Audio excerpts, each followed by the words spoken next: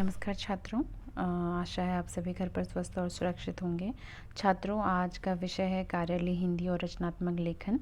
मैं आपको नोट्स के माध्यम से भी इस विषय में बता चुकी थी। साथ में जब पाठ्यक्रम का जो वीडियो मैंने बनाया था, जो पाठ्यक्रम आपको भेजा था, उसमें भी आप समझ ही गए होंगे कि कार्यालय हिंदी और रचनात्मक लेखन का क्या उपयोग है कक्षा 11वीं में।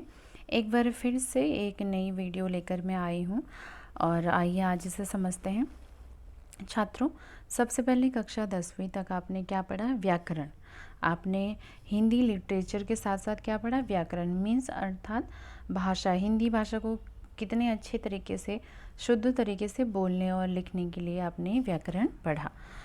अब 11वीं में, कक्षा 11वीं में आते हुए आपके पास है अभिव्यक्ति और माध्यम। अभिव्यक्ति मीन्स अपने आप को दूसरों के समय अभिव्यक्त करना, मीन्स प्रेजेंट करना। और कैसे प्रेजेंट करना, किस तरह से आप अपनी बात को दूसरों तक पहुंचा सकते हैं, किस तरह से आप दूसरों की बातों को समझ सकते हैं, ये सब मीन्स कम्युनिकेशन, वो चीज़ हम पढ़ेंगे। साथ में मीडिया मीन्स मीडिया का क्या रोल है, जनसंचार क्या है, लेटर राइटिंग क्या है, वो सब चीज़ें आप आपके पास कक्षा 11वीं में आ गई हैं, जो आपको ध्यानपूर्वक समझना है। तो आज जो हम पढ़ेंगे, जो आपके सिलेबस में है, वो रचनात्मक लेखन है, पत्र है, व्यवहारिक लेखन है, शब्दकोश से संबंधित प्रश्न आपके पास आएंगे, जनसंचार माध्यम और पत्रकारिता के विभिन्न आयामों से संबंधित प्रश्न। तो सबसे पहले विषय सूची को ध्यान से समझिए कि आपके पास क्या है, जो रचनात्मक लेखन है। रचनात्मक लेख, जैसे आप 10th तक निबंध लिखते आए हो, मीन्स रचनात्मक अर्थ क्या है? क्रिएटिविटी। किसी भी एक टॉपिक, फॉर एग्जांपल मैंने आपको एक टॉपिक दे दिया, उस टॉपिक पर आप अपने विचारों को, भावों को लिख रहे हैं, तो मीन्स आप उसमें सोच रहे हैं, इमेजिनेशन कर रहे हैं, कल्पना कर रहे हैं, और उसको ही आप पुस्तक में, किसी पेपर में उतारते हैं, तो वो क्या होगा? रचनात्मक लेखन होगा। और इजी वे में कि निबंध का एक सूक्ष्म रूप कह सकते हैं, जैसे अनुच्छेद लिखते हो आप, तो वो भी क्या है? एक रचनात्मक लेखन ही है। तो आज वो हम देखेंगे। साथ में पत्र देखेंगे, पत्र से आप सभी अवगत हैं। व्यवहारिक लेखन, व्यवहारिक लेखन मीन्स व्यवहारिक लेखन में आएगा आपका जैसे रिपोर्ट राइटिंग, प्रेस विज्ञप्ति, और आपके पास कार्यसूची आएंगे, वो आपका व्यवहारिक लेखन में आएगा। शब्दकोश आपकी कक्षा 11वीं में इसी साल एक जो नया पाठ आया है, वो है शब्दकोश से संबंधित प्रश्न। तो छात्रों, शब्दकोश से संबंधित प्रश्न मैंने आपको एज अ नोट्स भी दे दिए थे, और वही प्रश्न, ये शब्दकोश से संबंधित एक एक नंबर के प्रश्न आपके पास आएंगे। जनसंचार, जनसंचार से भी एक एक अंक का प्रश्न आपके पास आएंगे, जो कि मैं नोट्स के माध्यम से भेज चुकी हूँ और आगे भी भेजूँगी। तो आइए अब पाठ प्रारंभ करते हैं। सबसे पहले मैं आपको समझा दूँ, जो आपके पास है कक्षा 11वीं का जो सिलेबस है, जो वो है अपठित गद्यांश, अपठित काव्यांश, ये सब से आप अवगत हो। टोटल 15 मार्क्स का है, 10 का अपठित गद्यांश आएगा और 5 का अपठित काव्यांश। अब ध्यान देने वाली बात यह है कि जो आज मैंने विषय लिया है कार्यालयी हिंदी और रचनात्मक लेखन, वो आपके पास कुल 25 अंक का है, और 25 अंक आपके पास बहुत महत्वपूर्ण होते हैं, और बहुत आसानी से आप इन 25 अंकों को क्या कर सकते हैं? ग्रहण कर सकते हैं, इन 25 अंकों को ले सकते हैं। क्यों, कैसे? अब आपको ध्यान देना है कि किस प्रकार से आप 25 अंक जो है परीक्षा में प्राप्त कर सकते हो। पहला है उस पर किसी दी गई घटना के आधार पर रचनात्मक लेखन। विकल्प मीन्स आपको कोई भी घटना दी जाएगी, कोई भी टॉपिक, जैसे कि निबंध का टॉपिक आता था, अनुच्छेद का टॉपिक आपके पास आता था, वैसे एक टॉपिक आएगा और उसका एक ऑप्शन भी आपको दिया जाएगा, जो कि 5 नंबर का होगा। साथ में औपचारिक या अनौपचारिक पत्र में से कोई एक पत्र, और यूजुअली कक्षा 11वीं में आकर जो होते हैं कार्यालय ही पत्र आते हैं, तो मीन्स औपचारिक पत्र ना के बराबर आते हैं। 5 अंक का क्या है, और आपके पास पत्र है। नेक्स्ट है व्यवहारिक लेखन। व्यवहारिक लेखन में क्या है? रिपोर्ट, जैसे कि रोज़ न्यूज़पेपर आप पढ़ रहे हो, उसमें आप रोज़ रिपोर्ट भी देखते हो, रिपोर्ट भी पढ़ते हो। प्रेस विज्ञप्ति, एक ब्लैक एंड वाइट पेज में विज्ञप्ति दी रहती हैं, वो भी आप देखते हो। परिपत्र भी आप देखते हो, कार्यसूची भी आप देखते हो। तो वो भी किससे आएगा? एक 3 अंक का आएगा और एक 2 अंक का। तो 2 क्वेश्चन आपके इस व्यवहारिक से आ रहे हैं। अब शब्दकोश से 5 बहुविकल्पीय प्रश्न आएंगे, मीन्स एक नंबर के, जो कि क्या होंगे? 5 अंक के होंगे, और वो नोट्स मैं आपको दे चुकी हूँ। जनसंचार से भी क्या आएंगे? आपके पास प्रश्न आएंगे, चाहे वो एक 3 अंक का हो या एक 2 अंक का हो, या टोटल फिर एक अंक के 5। तो आज जो हम बात करेंगे, आज बात हम टोटल इन क्या करेंगे? आज जो बात हम करेंगे ये इन 25 अंकों के विषय में आज हम बात करेंगे, और वही मैं आपको समझाऊंगी। सबसे पहले देख लेते हैं रचनात्मक लेखन क्या होता है। रचनात्मक लेखन का अर्थ होता है सृजनात्मकता। सृजनात्मकता का अर्थ होता है कि कोई कल्पना करना, इमेजिनेशन करना, और उस कल्पना से जो आप नई चीज़ का क्या करते, खोज करते हो। चाहे वो कोई भी व्यक्ति अगर सोचता है और उसके मन में वो सोच उत्पन्न होती है कि नहीं, ये चीज़ इस तरह से हो सकती है, तो वो उसकी पहले क्या थी? कल्पना थी। उसके बाद उसने उसका क्या कर दिया? निर्माण कर दिया। तो उसी को हम क्या कहते हैं? रचनात्मकता। और उसी चीज़ को अगर हम लिखें तो वो क्या कहलाता है? रचनात्मक लेखन कहलाता है। फॉर एग्ज़ाम्पल, मैंने आपको एक क्वेश्चन दिया कि आप अपने हिसाब से क्या लिखिए, आज कोविड-19 को कैसा रोका जाए। मैंने ये आपको एक रचनात्मक एक लेख लिखने के लिए इस विषय में दिया जाए, तो आप हर कोई छात्र अपने अपने कल्पना से एक नई क्या बताएगा, उसमें नए सजेशन देगा, और वो उसकी कल्पना है और वो उसे लिखेगा। वो उसकी क्या है? वो उसकी रचनात्मकता है, वो उसने सृजन किया है कि हाँ, ऐसा हो सकता है। तो वही रचनात्मक लेखन कहलाता है। और जब भी किसी विषय में हम अपने विचार प्रस्तुत करते हैं, साधारण भाषा में नए शब्द जोड़कर उसे लिखते हैं, तो उसे ही हम क्या कहलाते हैं? रचनात्मक लेख कहलाते हैं। तो ये आपका रचनात्मक लेखन हो गया। जैसे उदाहरण देखिए कि स्वदेश प्रेम पे, तो ये एक रचनात्मक लेखन है। जैसे अनुच्छेद आप लिखते हो, निबंध का एक छोटा रूप, कि आपको मैंने एक स्वदेश प्रेम टॉपिक दिया और आपने इस पे लिखा कि क्या भावना है, और हर किसी की अपनी अपनी अलग अलग विचार इसमें होंगे। तो ये आपका क्या हो गया? रचनात्मक लेखन हो गया। बहुत साधारण, बहुत सरल है। रचनात्मक लेख कैसे लिखना चाहिए? रचनात्मक लेखन के लिए सरल शब्दावली का प्रयोग आना चाहिए, तथ्यात्मकता होना चाहिए, विवरण भी उसमें होना चाहिए, और दूसरों के लिए ज्ञानवर्धक आपका लेख होना चाहिए। जैसे आप अनुच्छेद लिखते हो तो उसमें भी ऐसी बातों का विशेष ध्यान रखेंगे जो ऐसी शब्दावली का प्रयोग ना करें जो दूसरों को समझ में ना आए। आसान और सरल शब्दों में ही लिखा जाए। तो छात्रों, ये था रचनात्मक लेख। एक ऐसा लेख जो आप अपने विचारों से, अपने भावों से लिखते हो, और ये कम से कम आपका लगभग 120 से 200 शब्दों तक आप लिख सकते हो। 5 अंक का है। तो वैसे तो मुख्य रूप से 150 से 150 शब्द तक होता है, बट मिनिमम 120 और 150 शब्दों में आप इसे लिख सकते हैं। नेक्स्ट है आपके पास पत्र से आप सभी अवगत हैं, फिर भी मैं आपको आज समझा रही हूँ।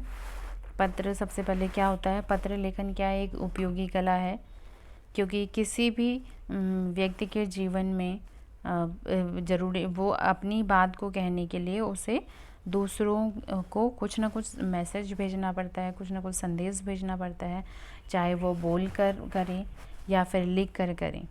और अपनी ये अभिव्यक्ति का ऐसा माध्यम है जिसमें व्यक्ति क्या करता है? अपनी भावनाओं को दूसरों के समक्ष क्या करता है? पहुंचाता है। और पत्र लेखन अर्थात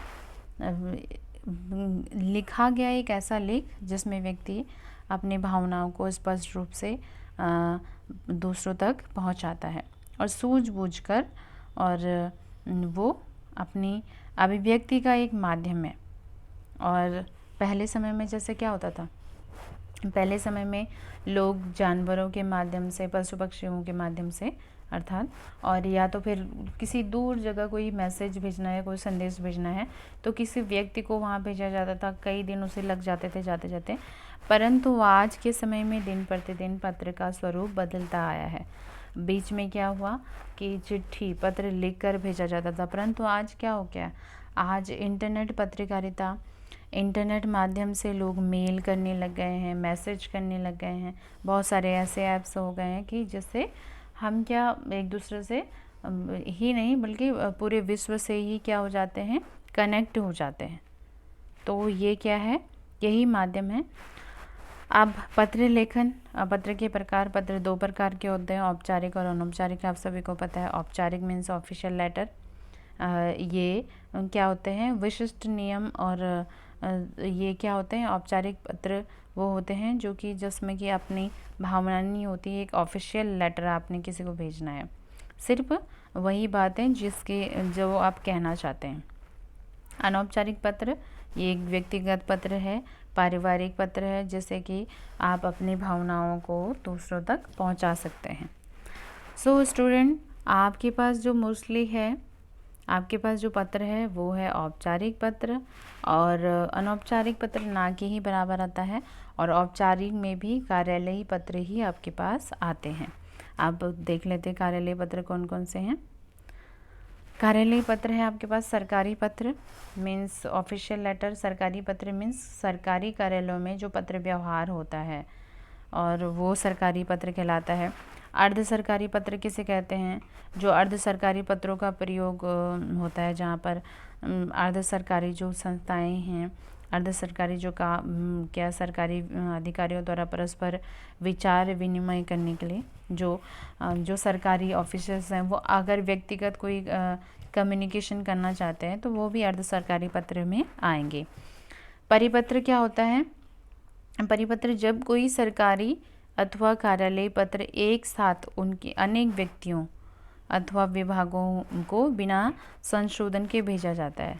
फॉर एग्ज़ाम्पल, परिपत्र क्या होता है, जब किसी पर्सनल अधिकारी को भी वो लेटर आ रहा है और वो कार्यालय पत्र और अनेक व्यक्तियों को भी भेजा जा रहा है और ऑफिस में भी भेजा जा रहा है। फॉर एग्ज़ाम्पल, आपका सिलेबस चेंज हुआ, आप सीबीएसई ने सिलेबस चेंज किया और सभी समस्त स्कूलों में भी वो भेज दिया गया है, और वो पर्सनली टीचर्स को भी भेज दिया गया है, तो वो क्या कहलाएगा, एक परिपत्र कहलाएगा। और इसकी रचना ज्ञापन के समान होती है, तथा भाषा में औपचारिक और आडंबरहीन होती है। मीन्स भाषा क्या होती है, सिर्फ ऑफिशियल होती है, पर्सनली उसमें कुछ नहीं होता है। शिकायती पत्र, किसी की शिकायत करनी हो, वो शिकायत करनी हो, वो शिकायती पत्र कहलाता है। फॉर एग्ज़ाम्पल कि आपके इलाके में पानी की समस्या हो रही है, इसकी शिकायत आपने क्या करना है, क्षेत्र के क्या करना है, विधायक को करना है या क्षेत्र का कोई मंत्री है उसे करना है, तो वो शिकायती पत्र कहलाएगा। प्रार्थना पत्र, प्रार्थना पत्र क्या हो गया, प्रार्थना पत्र या आवेदन पत्र। प्रार्थना पत्र मीन्स जो आप स्कूल में भेजते हो। फॉर एग्ज़ाम्पल, आपने प्रार्थना पत्र भेजा कि आपके स्कूल में खेल सामग्री की कमी है, या फीस माफ़ करवाना चाहते हैं, या फिर आप पुस्तकालय में बुक मंगवाना चाहते हैं, तो वो क्या होगा, वो प्रार्थना पत्र आपका कहलाएगा। नेक्स्ट है संपादकीय पत्र। संपादकीय पत्र अर्थात किसी संपादक को आप क्या कर रहे हैं, पत्र भेज रहे हैं। समाचार पत्रों का आप सभी को पता है बहुत महत्व है, और साक्षरता बढ़ाने के कारण देश के कोने कोने में समाचार पत्रों का ने दस्तक दे दी है, और एक आदमी की जितनी भी समस्या होती है वो समाचार में उसे निकाल देता है। तो अपनी समस्याओं को अगर किसी समाचार के संपादक को, फॉर एग्ज़ाम्पल आपके इलाके में बहुत समस्याएं हो रही हैं, फॉर एग्ज़ाम्पल आपके इलाके में महामारी ने दस्तक दे दी है परंतु व्यवस्था कुछ भी नहीं है, तो इसकी शिकायत करनी है आपने, तो तब आप किसी न्यूज़पेपर में वो निकलवाना चाहते हैं, तो आप वो संपादक को पत्र लिखकर अपनी बात कर रहे हैं। तो छात्रों, ये आपके सिलेबस में जो पत्र हैं मैं उसकी बात कर रही थी। अब यहाँ पर बात करते हैं पत्र लेखन की। पत्र लेखन अर्थात कार्यालय संबंधित पत्र की बात मैं कर रही हूँ। अनौपचारिक पत्र आप सभी को पता है कि कैसा लिखा जाता है, कक्षा 10वीं तक आप अच्छे से लिखना भी जानते हैं। औपचारिक पत्र लिखना कैसा है वो मैं बात कर रही हूँ यहाँ पर। औपचारिक पत्र अर्थात कार्यालय संबंधित पत्र जो आपके कक्षा 11वीं में आपके सिलेबस में है। अब क्या है उसमें पत्र लिखने में, सबसे पहले आप पत्र में क्या विषय, पत्र की विशेषता क्या होनी चाहिए। पत्र में सबसे पहले स्पष्टता होनी चाहिए, सहजता होनी चाहिए, संक्षिप्तता होनी चाहिए, यानी कि बहुत बढ़ा चढ़ा कर लिखा है, और शालीनता होनी चाहिए। अगर आप किसी को लेटर लिख रहे हो तो उसमें तहजीब होनी चाहिए, मौलिकता होनी चाहिए, मीन्स एक नई चीज़ उसमें होनी चाहिए, ये नहीं कि वही घिसी पिटी चीज़ लिख रहे हो, नई शब्दावली का प्रयोग आप कर रहे हो। आप क्या है पत्र लेखन की विधि क्या है, जो पत्र लेखन के अंग है, विधि क्या है। सर्वप्रथम औपचारिक पत्र में आप क्या करोगे, पता और दिनांक, पत्र के ऊपर बाईं ओर क्या करोगे, प्रेषक का पता और दिनांक, प्रेषक मीन्स आप, और क्या करेंगे छात्र अपने पते के लिए क्या लिखेंगे, परीक्षा भवन ही लिखेंगे। अगर एग्ज़ाम में पत्र आता है तो अब आप अपने पते की जगह क्या लिखोगे, परीक्षा भवन नई दिल्ली हो गया, देहरादून हो गया, हरिद्वार हो गया, वटएवर, और दिनांक ये आपने क्या किया, ये लिख लिया। नेक्स्ट आ गया संबोधन। अब उसके बाद पहले सबसे पहले संबोधन और पता। अब संबोधन मीन्स सेवा में, आपने लिखा कि सेवा में श्रीमान, और उसके बाद उसका पता जिसको आप भेज रहे हैं, और उस यथानुसार फॉर एग्ज़ाम्पल मैंने आपको एग्ज़ाम्पल अभी दिया कि आपके इलाके में बहुत सारी महामारियाँ फैल रही हैं, यहाँ तक कि डेंगू तक आ गया है, और आप स्वास्थ्य अधिकारी को पत्र लिखिए। तो सबसे पहले आपका पता होगा ऊपर परीक्षा भवन नई दिल्ली, ठीक है, जो भी है परीक्षा भवन नई दिल्ली आपने लिख लिया।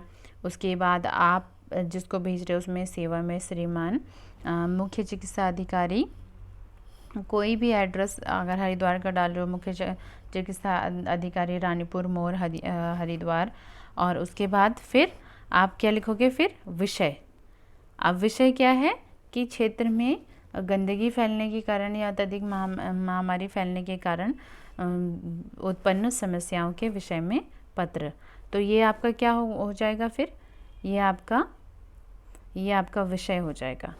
और अब पत्र सामग्री मीन्स जो आपका क्या है, उसके बाद पहले आपने विषय लिखा, विषय और संकेत एक ही होता है। फिर संबोधन, विषय के बाद फिर आपने महोदय लिखा, महोदय मीन्स संबोधन। अब महोदय लिख लिया यहाँ पे, तो महोदय के बाद फिर कॉमा, नेक्स्ट लाइन में आप क्या लिखोगे, पत्र की सामग्री अर्थात मुख्य कलेवर, जो पत्र का मुख्य और अनिवार्य जो बातें हैं, जो मूल विषय है वो आप लिखोगे।